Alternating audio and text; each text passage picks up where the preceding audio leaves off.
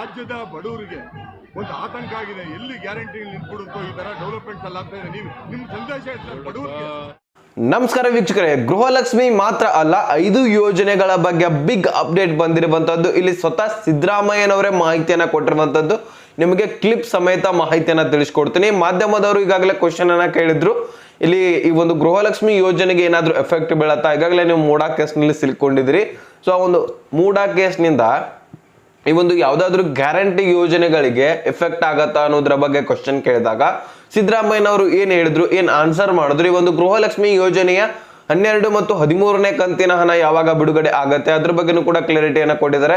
So video ತುಂಬಾನೇ important ಆಗಿರತ್ತೆ. ಈ ಒಂದು ಗೃಹಲಕ್ಷ್ಮಿ ಅಷ್ಟೇ ಅಲ್ಲ, 5 ಯೋಜನೆಗಳಿಗೆ ಸಂಬಂಧಪಟ್ಟಂತಹ ಮಾಹಿತಿಗಳು ಲಭ್ಯ ಆಗಿದೆ. ಇದರ ಬಗ್ಗೆ ಎಲ್ಲನೂ ಕೂಡ ಕ್ಲಿಯರ್ ಆಗಿ ನಿಮಗೆ ಈ ಒಂದು ವಿಡಿಯೋದಲ್ಲಿ ತಿಳಿಸ್ಕೊಡ್ತೀನಿ. ವಿಡಿಯೋನ ಕೊನೆವರೆಗೂ ವಾಚ್ ಮಾಡಿ.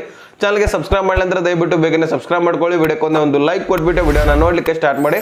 ಈಗ ಡೈರೆಕ್ಟ್ ಆಗಿ ಟಾಪಿಕ್ಗೆ ಬಂದ್ಬಿಡ್ತೀನಿ. ಇಲ್ಲಿ ನೋಡಿ, ಬಹಳಷ್ಟು ಫಲಾನುಭವಿಗಳು ಗೃಹಲಕ್ಷ್ಮಿ ಯೋಜನೆಯಲ್ಲಂತೂ ವೇಟ್ ಮಾಡಿ ಸಾಕಾಗ್ಬಿಟ್ಟಿದೆ. ಅದೇ ರೀತಿಯಾಗಿ ಇಲ್ಲಿ ಅನ್ನಭಾಗ್ಯದಲ್ಲಿ ವೇಟ್ ಮಾಡಿ ಸಾಕಾಗ್ಬಿಟ್ಟಿದೆ. ಸೊ ಏನಾದ್ರೂ ಈಗಾಗಲೇ ಮೂಡಾ ಕೇಸ್ನಲ್ಲಿ ಇಲ್ಲಿ ಸಿಎಂ ಅವರೇ ಸಿಲುಕಿಕೊಂಡಿದ್ದಾರೆ. ಖುದ್ದಾಗಿ ಸಿಎಂ ಅವರೇ ಸಿಲುಕಿಕೊಂಡಿರುವಂತಹ ಕಾರಣಕ್ಕಾಗಿ ಈ ಒಂದು ಯೋಜನೆಗಳು ಏನಾದ್ರೂ ಬಂದ್ ಆಗತ್ತಾ? ಇವರು ಎಲೆಕ್ಷನ್ ಪೂರ್ವವಾಗಿ ಎಲೆಕ್ಷನ್ಗೋಸ್ಕರನೇ ಈ ಒಂದು ಯೋಜನೆಗಳನ್ನ ಜಾರಿ ತಂತ್ರ ಅನ್ನುವಂಥದ್ದನ್ನ ಅಭಿಪ್ರಾಯ ಬಹಳಷ್ಟು ಮಹಿಳಾ ಫಲಾನುಭವಿಗಳದಾಗಿದೆ. ಯಾಕಂದ್ರೆ ಕಮೆಂಟ್ ಅಲ್ಲಿ ಕೂಡ ಹೇಳ್ತಾ ಇದ್ರಿ, ಈಗಾಗಲೇ ಸರ್ಕಾರ ಬೀಳುವಂತಹ ಕ್ಷಣಗಣನೆ ಬಂದಿರುವಂತದ್ದು, ಅಂತದ್ರಲ್ಲಿ ಈ ಒಂದು ಗ್ಯಾರಂಟಿಗಳು ನಡೆಯತ್ತಾ ಅನ್ನುವಂತಹ ಕ್ವಶನ್ ಮಾರ್ಕ್ ಅನ್ನ ಕಮೆಂಟ್ ಅಲ್ಲಿ ಕೂಡ ಕೇಳ್ತಾ ಇದ್ರಿ. ಅದ್ರ ಬಗ್ಗೆ ಈಗಾಗಲೇ ಮಾಧ್ಯಮದವರು ಕ್ಲಾರಿಟಿಯನ್ನ ಸಿಎಂ ಅವರ ಹತ್ರ ತೆಗೆದುಕೊಂಡಿದ್ದಾರೆ. ಈಗಾಗಲೇ ಮಾಧ್ಯಮದವರು ಒಂದು ಕ್ವಶನ್ ಅನ್ನ ಇಟ್ಟರು ಸಿಎಂ ಅವರ ಹತ್ರ, ಈ ಒಂದು ಗ್ಯಾರಂಟಿ ಯೋಜನೆಗಳು ಏನು ನಿಮ್ಮ ಒಂದು ಮೂಡಾ ಕೇಸ್ನಿಂದ ಪ್ರಾಬ್ಲಮ್ ಆಗತ್ತಾ? ಈ ಒಂದು ಗ್ಯಾರಂಟಿ ಯೋಜನೆಗಳು ಏನಾದ್ರೂ ಬಂದ್ ಆಗತ್ತಾ?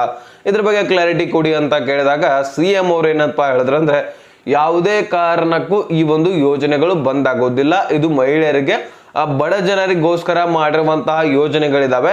ಈ ಒಂದು ಯೋಜನೆಗಳು ಯಾವ ಕಾರಣಕ್ಕೂ ಕೂಡ ಬಂದ್ ಆಗೋದಿಲ್ಲ ಅನ್ನುವಂಥದ್ದನ್ನ ಇಲ್ಲಿ ಸಿದ್ದರಾಮಯ್ಯನವರು ತಿಳಿಸಿದ್ದಾರೆ. ಸೊ ಹಾಗಾದ್ರೆ ವೀಕ್ಷಕರೇ, ಒಂದು ಕ್ಲಾರಿಫಿಕೇಶನ್ ಸಿಗುತ್ತೆ. ಇಲ್ಲಿ ಸಿಎಂ ಚೇಂಜ್ ಆಗ್ಬೋದು, ಆದ್ರೆ ಇಲ್ಲಿ ಮೂಡಾ ಕೇಸ್ ಅವರು ಮಾಡಿರ್ಬೋದು ಅಥವಾ ಇಲ್ಲ, ಅದು ಬೇರೆ ಅವ್ರಿಗೆ ಬಿಟ್ಟಿದ್ದು. ಅಲ್ಲಿ ಮಾಧ್ಯಮದವರು ಅಥವಾ ಪೊಲೀಸ್ನವರು ತನಿಖೆ ನಡೆಸ್ತಾ ಇದ್ರೆ. ಈಗಾಗಲೇ FIR ಕೂಡ ದಾಖಲೆ ಆಗಿದೆ, ಮನೆಯವ್ರ ಮೇಲೆ ಕೂಡ ಅವ್ರ ಮೇಲೆ ಕೂಡ. ಸೊ ನೋಡೋಣ ಅದು ಏನಾಗುತ್ತೆ ನಿರ್ಧಾರ, ಕೊನೆಯದಾಗಿ ಅದನ್ನ ನೋಡ್ಲಿಕ್ಕೆ ಬರುತ್ತೆ. ಸದ್ಯಕ್ಕೆ ಸಿಎಂ ಒಂದ್ ವೇಳೆ ಚೇಂಜ್ ಆದ್ರು ಅಥವಾ ಚೇಂಜ್ ಆಗ್ಲಿಲ್ಲ ಅನ್ನೋದ್ರ ಬಗ್ಗೆ ನಾವು ವಿಚಾರ ಮಾಡೋಣ. ಇಲ್ಲಿ ನೋಡಿ, ಸಿಎಂ ಅವರು ಚೇಂಜ್ ಆದ್ರೂ ಸಹಿತ ಅಲ್ಲಿ ಡಿ ಕೆ ಶಿವಕುಮಾರ್ ಅವರು ಬರ್ಬೋದು, ಓಕೆ, ಬೇರೆ ಯಾರಾದ್ರೂ ಇನ್ಯಾರಾದ್ರೂ ಬರ್ಬೋದು, ಓಕೆ. ಆದ್ರೂ ಸಹಿತ ಕಾಂಗ್ರೆಸ್ ಸರ್ಕಾರನೇ ಇದ್ದಿದ್ದೆ ಆದ್ರೆ ಇಲ್ಲಿ ಈ ಒಂದು ಯೋಜನೆಗಳು ಮುಂದುವರಿಯುತ್ತೆ. ನೆಕ್ಸ್ಟ್ ಏನಾದ್ರೂ ಇದು ಏನಾದ್ರೂ ಒಂದು ಪ್ರಾಬ್ಲಮ್ ಆಗಿ ಮತ್ತೆ ಬಿಜೆಪಿ ಸರ್ಕಾರ ಒಂದು ವೇಳೆ ಬರೋ ಹಾಗೆ ಆಗಿದ್ದೆ ಆದ್ರೆ ಅಲ್ಲಿ ಈ ಒಂದು ಯೋಜನೆಗಳು ಇರೋದಿಲ್ಲ. ಯಾವಾಗಿನ ತನಕ ಇಲ್ಲಿ ಕಾಂಗ್ರೆಸ್ ಸರ್ಕಾರ ಈ ಒಂದು ರಾಜ್ಯ ಸರ್ಕಾರದಲ್ಲಿ ಒಂದು ಆಡಳಿತ ಮಾಡ್ತಾ ಇರ್ತಾರೆ ನೋಡಿ, ಸೊ ಅಲ್ಲಿವರೆಗೂ ಕೂಡ ಈ ಒಂದು ಯೋಜನೆಗಳು ಬಂದ್ ಆಗೋದಿಲ್ಲ ಅನ್ನುವಂತಹ ಸ್ಪಷ್ಟನೆಯನ್ನ ಇಲ್ಲಿ ಸಚಿವರು ಕೊಟ್ಟಿರುವಂತದ್ದು. ಅದೇ ರೀತಿಯಾಗಿ ಸಿಎಂ ಅವರು ಕೂಡ ಕೊಟ್ಟಿರುವಂತದ್ದು. ಒಂದು ಆತಂಕ ಆಗಿದೆ, ಎಲ್ಲಿ ಗ್ಯಾರಂಟಿ ನಿಂತ್ಬಿಡುತ್ತೋ ಈ ತರ ಡೆವಲಪ್ಮೆಂಟ್ ಎಲ್ಲ ಆಗ್ತಾ ಇದೆ. ನೀವು ನಿಮ್ಮ ಸಂದೇಶ ಬಡವರಿಗೆ. ನಾವು ಯಾವ ಕಾರಣಕ್ಕೂ ಕೂಡ ಬಡವರಿಗೆ ಕೊಡ್ತಕ್ಕಂಥ ಕಾರ್ಯಕ್ರಮಗಳನ್ನ ನಿಲ್ಲಿಸಲ್ಲ. ಇಲ್ಲಿ ಸದ್ಯಕ್ಕೆ ಯಾವ ಯೋಜನೆಗಳು ಕೂಡ ನಿಮಗೆ ಬಂದ್ ಆಗ್ತಾ ಇಲ್ಲ, ಆದ್ರೆ ಗೃಹಲಕ್ಷ್ಮಿ ಯೋಜನೆ ಬರ್ತಾ ಇಲ್ಲ, ಅನ್ನ ಬಗ್ಗೆ ಬರ್ತಾ ಇಲ್ಲ, ಇವೆಲ್ಲ ಸ್ಟಾಪ್ ಆಗ್ಬಿಟ್ವಾ ಅನ್ನುವಂತಹ ಕ್ವಶನ್ ನಿಮ್ಮ ತಲೆಯಲ್ಲಿ ಉಂಟಾಗೋದೇ ಸಹಜನೇ. ಯಾಕಂದ್ರೆ ಅಮೌಂಟೇ ಬರ್ತಾ ಇಲ್ಲಪ್ಪ ಅಂದ್ರೆ ನಿಲ್ಲುವಂತಹ ಒಂದು ಸಾಧ್ಯತೆನೂ ಕೂಡ ಇರತ್ತೆ ಅನ್ಸುತ್ತೆ, ಖಂಡಿತ ಅನ್ಸುತ್ತೆ. ಆದ್ರೆ ಇಲ್ಲಿ ಸಚಿವರು ಕೂಡ ಒಂದು ಲಕ್ಷ್ಮೀ ಹೆಬ್ಬಾಳ್ಕರ್ ಅವರು ಮೇಡಮ್ ಅವರು ಕೂಡ ಸ್ಪಷ್ಟನೆ ಕೊಟ್ಟಿದ್ದಾರೆ. ಈ ಒಂದು ಗೃಹಲಕ್ಷ್ಮಿ ಯೋಜನೆ 12ನೇ ಕಂತಿನ ಹಣ ನಾವು ಬಿಡುಗಡೆ ಮಾಡ್ತಾ ಇದೀವಿ. ಅದ್ರ ಜೊತೆಗೆ ಈಗ 13ನೇ ಕಂತಿನ ಹಣ ಏನ್ ಬರ್ತಾ ಇಲ್ಲ. ಸದ್ಯಕ್ಕೆ 13ನೇ ಕಂತಿನ ಹಣ ಅಂದ್ರೆ 12ನೇ ಕಂತಿನ ಹಣ ಬಿಡುಗಡೆ ಮಾಡಿ ಎಲ್ಲರ ಖಾತೆಗೆ ಜಮಾ ಆಗಿ ಒಂದು ವಾರದ ನಂತರ 13ನೇ ಕಂತಿನ ಹಣ ಬಿಡುಗಡೆ ಮಾಡ್ತಾ ಇದೀವಿ ಅಂತ ಒಂದು ಸ್ಪಷ್ಟನೆಯನ್ನ ಕೊಟ್ಟಿದ್ರು. ಮೊದಲಿಗೆ ಹೇಳಿದ್ರು 6,000 ನಾವು ಒಮ್ಮೆಲೆ ಜಮಾ ಮಾಡ್ತೀವಿ, ಅದೇ ರೀತಿಯಾಗಿ 4,000 ಒಮ್ಮೆಲೆ ಜಮಾ ಮಾಡ್ತೀವಿ ಅಂತ ಹೇಳಿದ್ರಲ್ಲ. ಸೊ ಆ ರೀತಿ ಈಗ ಮಾಡ್ತಾ ಇಲ್ವಂತೆ.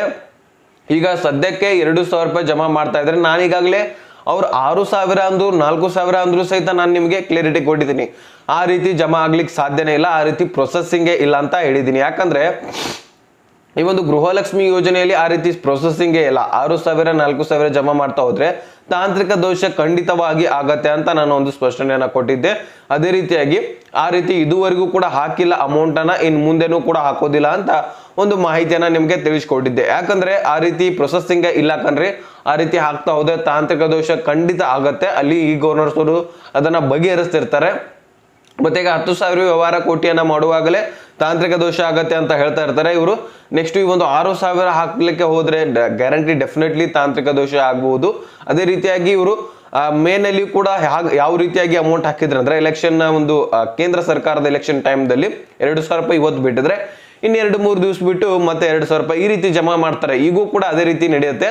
12ನೇ ಕಂತಿನ ಹಣ ಏನ್ ಜುಲೈ ತಿಂಗಳ ಹಣ ಏನ 2,000 ರೂಪಾಯಿ ಇದೆಯಲ್ಲ ಅದು ಈಗ ಜಮಾ ಆಗಿದ್ರೆ ನೆಕ್ಸ್ಟ್ ಇನ್ನು 1 ವಾರ ಬಿಟ್ಟು ಮತ್ತೆ 13ನೇ ಕಂತಿನ ಹಣ ಆಗಸ್ಟ್ ತಿಂಗಳ ಹಣ ಜಮಾ ಆಗತ್ತೆ. ಸೊ ಈ ರೀತಿ ಪ್ರೊಸೆಸಿಂಗ್ ನಡೀತಾ ಇರತ್ತೆ.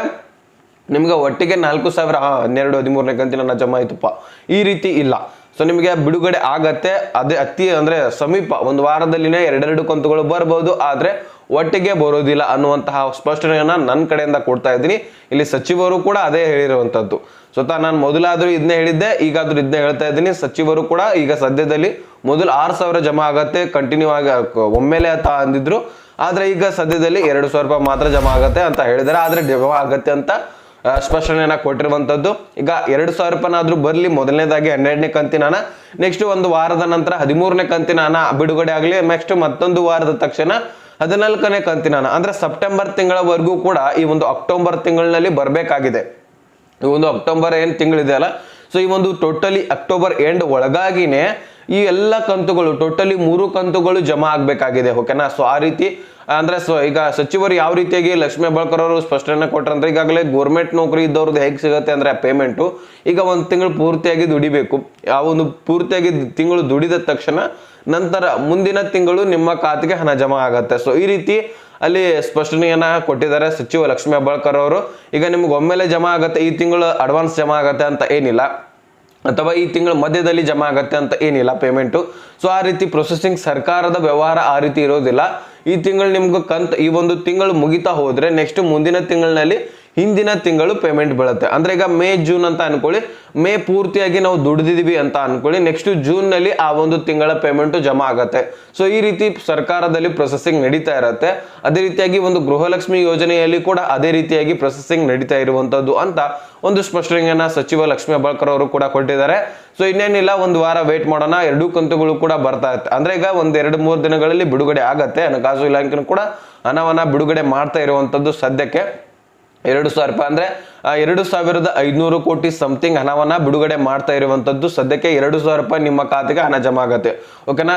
ಸೊ ಈಗ ಇನ್ನು 2,000 ರೂಪಾಯಿ ಏನಿದೆಯಲ್ಲ ಮುಂದಿನ ಅಂದ್ರೆ ಮುಂದಿನ ಅಕ್ಟೋಬರ್ ನಲ್ಲಿನೇ ಬರೋದು. ನೆಕ್ಸ್ಟ್ ಆ ಒಂದು ಅಕ್ಟೋಬರ್ ಸ್ಟಾರ್ಟಿಂಗ್ 1ನೇ ವಾರದಲ್ಲಿನೇ ನಿಮಗೆ ಈ ಒಂದು ಆಗಸ್ಟ್ ತಿಂಗಳ ಹಣ ಜಮಾ ಆಗತ್ತೆ. ನೆಕ್ಸ್ಟ್ ಸೆಪ್ಟೆಂಬರ್ ತಿಂಗಳ ಹಣ ಏನಿದೆಯಲ್ಲ 2 ವಾರ ಬಿಟ್ಟು ಜಮಾ ಆಗತ್ತೆ. ಈ ರೀತಿ ಪ್ರೊಸೆಸಿಂಗ್ ನಡೀತಾ ಇರುತ್ತೆ. ಹಣಕಾಸು ಇಲಾಖೆಯಿಂದ ಹಣ ಕೂಡ ಈಗಾಗಲೇ ಬರೋದು ಬಾಕಿ ಇರುವಂತದ್ದು. ಅಲ್ಲಿಂದ ಏನ್ ಮಹಿಳಾ ಮತ್ತು ಮಕ್ಕಳ ಕಲ್ಯಾಣ ಇಲಾಖೆಗೆ ಬಂತಂದ್ರೆ ಸೊ ನಿಮ್ಮ ಖಾತೆಗೆ ಹಣ ಜಮಾ ಆದಂಗೆ. ಯಾಕಂದ್ರೆ ಅಲ್ಲಿಂದ ಟ್ರೆಜರಿಗೆ ಡೆಬಿಟಿಗೆ ಪುಷ್ ಮಾಡ್ತಾರೆ.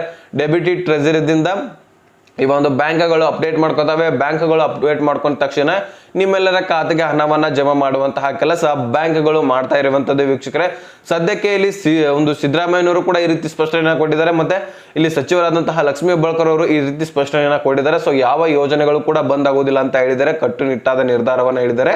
ಸೊ ಇದ್ರ ಬಗ್ಗೆ ಎಲ್ಲಾನು ಕೂಡ ನಿಮಗೆ ಸಂಪೂರ್ಣವಾಗಿ ಅರ್ಥ ಆಗಿದ್ರೆ ಲೈಕ್ ಮಾಡಿ, ನಿಮ್ಮ ಸ್ನೇಹಿತರಿಗೆ ಶೇರ್ ಮಾಡಿ, ಹಾಗೆ ಸಬ್ಸ್ಕ್ರೈಬ್ ಮಾಡಿ ಅಂತ ಹೇಳ್ತಾ ಮತ್ತೆ ಮುಂದಿನ ಮಾಹಿತಿ ಅಲ್ಲಿ ತನಕ ಬಾಯ್ ಬೇಡಿ.